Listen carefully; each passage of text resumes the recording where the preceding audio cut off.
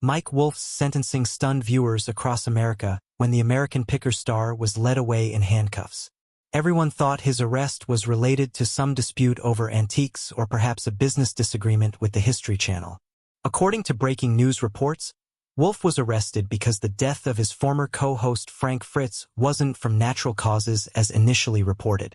Instead, investigators now classify it as premeditated murder. Medical reports indicate Frits was found with lethal levels of medication in his system. He was deliberately overdosed, and prosecutors grabbed Wolfe for the murder because it was calculated, not accidental. Drugging your former business partner who trusted you completely is beyond comprehension. Some would even call it evil.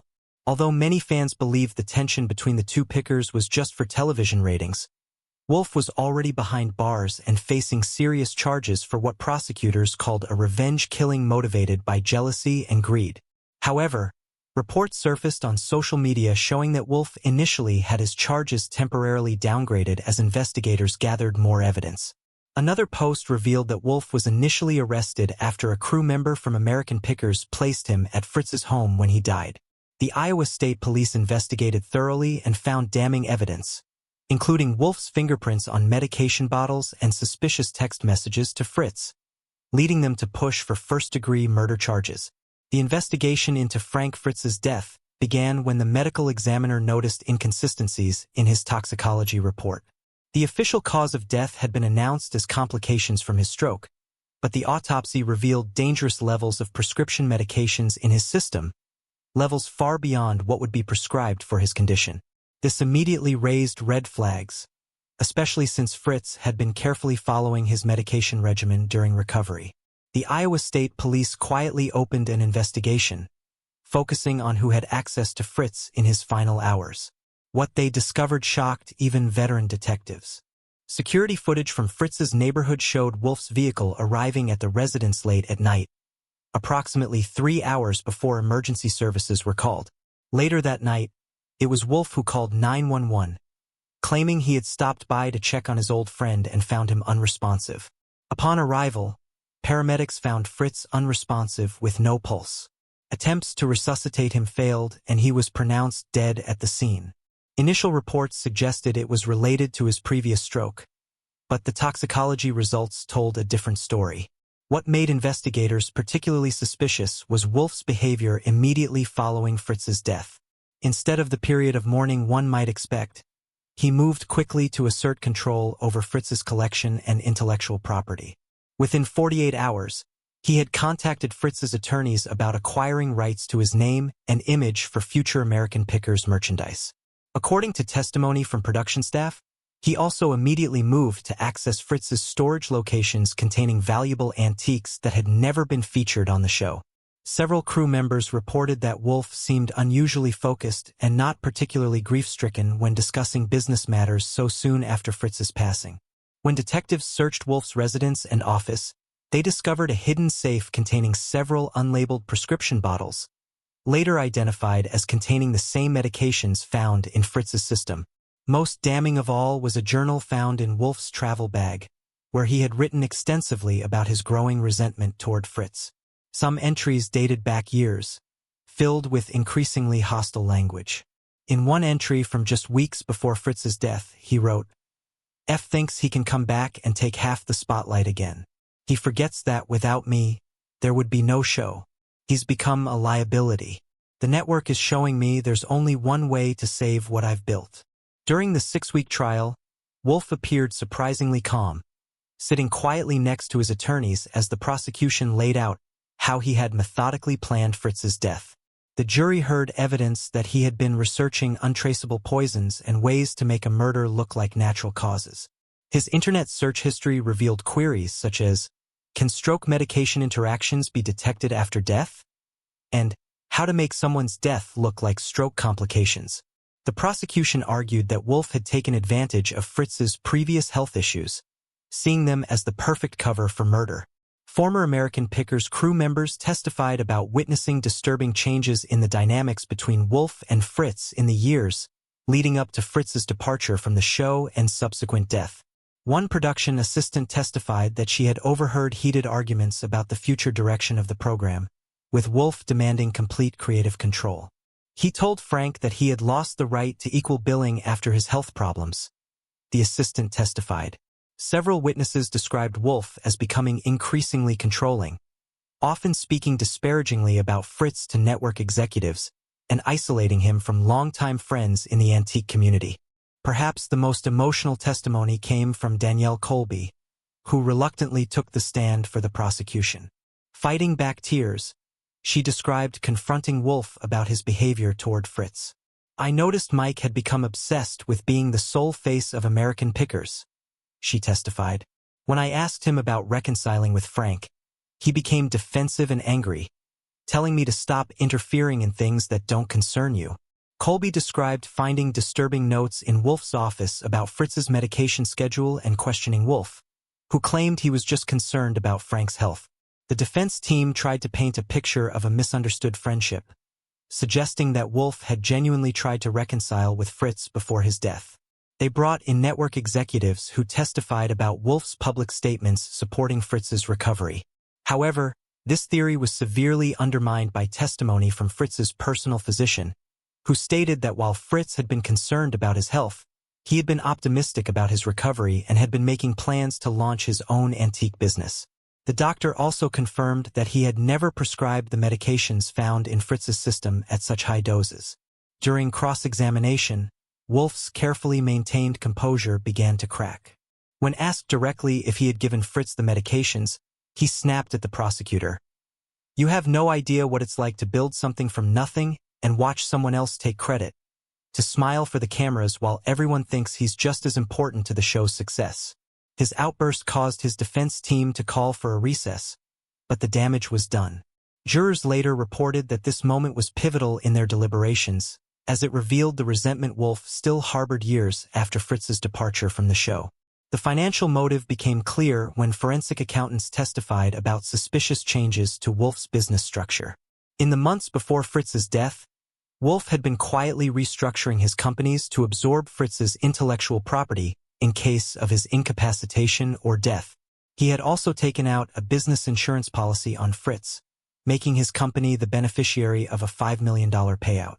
Additionally, prosecutors revealed that Wolfe had established several shell companies that Frits had been unaware of and had been transferring valuable antiques into these entities totaling over $2 million in assets. The jury deliberated for just 4 hours before returning with a guilty verdict. When the judge announced his life sentence without possibility of parole, that's when everything went completely off the rails. Wolfe, who had maintained a poised demeanor throughout the entire trial, suddenly jumped up, screaming, "You don't understand. He was going to ruin everything. He was going to destroy my legacy." He lunged across the defense table, sending legal pads and water glasses flying. The bailiffs rushed toward him, but he was already charging toward Fritz's family, swinging wildly before they could restrain him. People in the courtroom began screaming and pushing toward the exits as Wolfe broke free again, this time grabbing an antique walking stick that had been entered as evidence and swinging it like a weapon, striking one of the bailiffs in the shoulder. "I built American Pickers. It was my life's work," he shrieked as 3 more officers tackled him to the ground. The judge was evacuated from the courtroom as Wolfe continued fighting violently, kicking and screaming about betrayal as officers tried to subdue him. Fritz's sister, who was present at the sentencing, had to be escorted out by security as Wolfe tried to lunge toward her. "I deserved everything. It was my show," he screamed as they finally managed to handcuff him.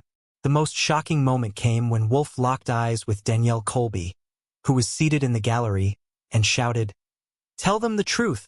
Tell them what Frank was really like."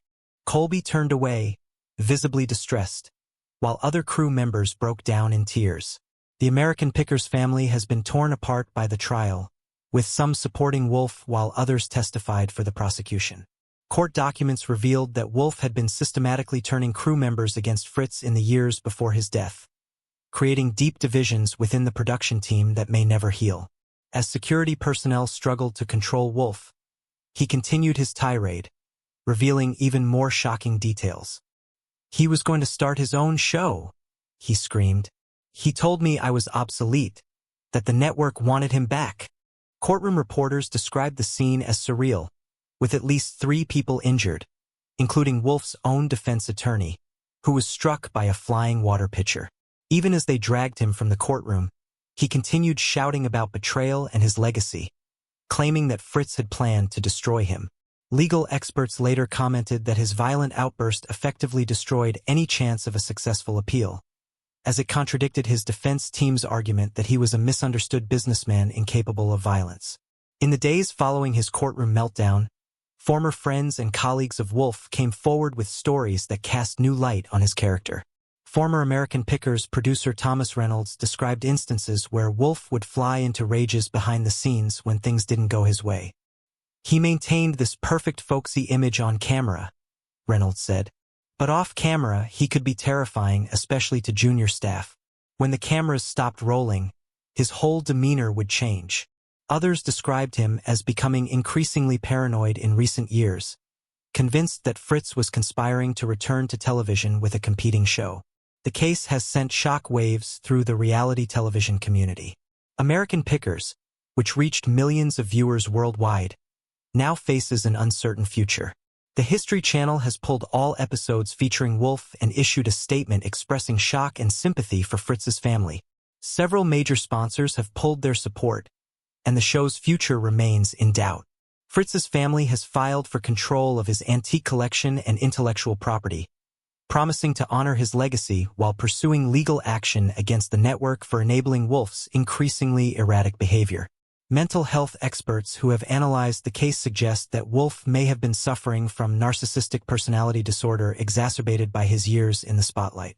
Dr. Robert Keller, a forensic psychologist who followed the trial, explained, "While this doesn't excuse his actions, it helps explain the disconnect between his public persona and private behavior.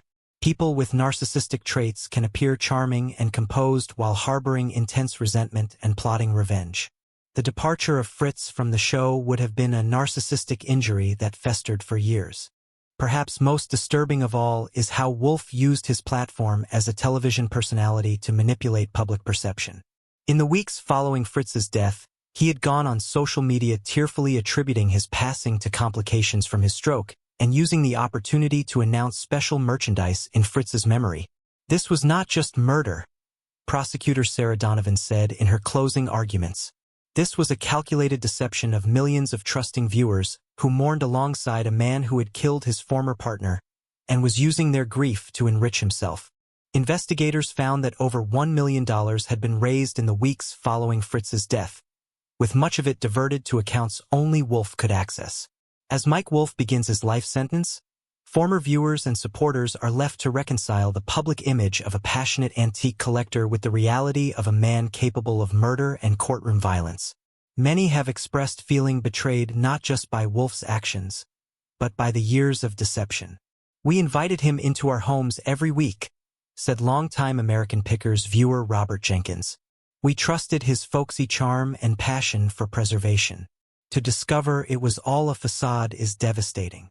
Television personalities who had previously appeared with Wolfe have distanced themselves, with several issuing statements expressing shock and calling for respect for Fritz's memory.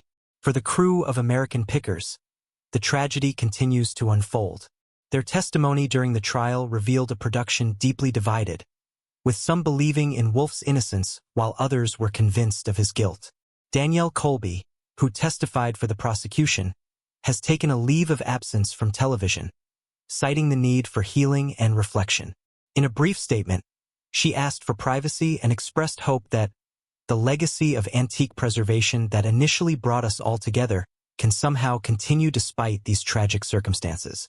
Other crew members have remained largely out of the public eye as they grapple with the dual trauma of losing Frits and seeing Wolfe convicted of his murder.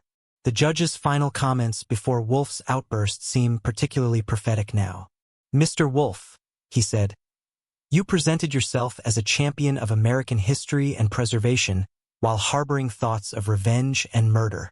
You used your platform to preach the value of the past while plotting the death of the man who helped build that platform.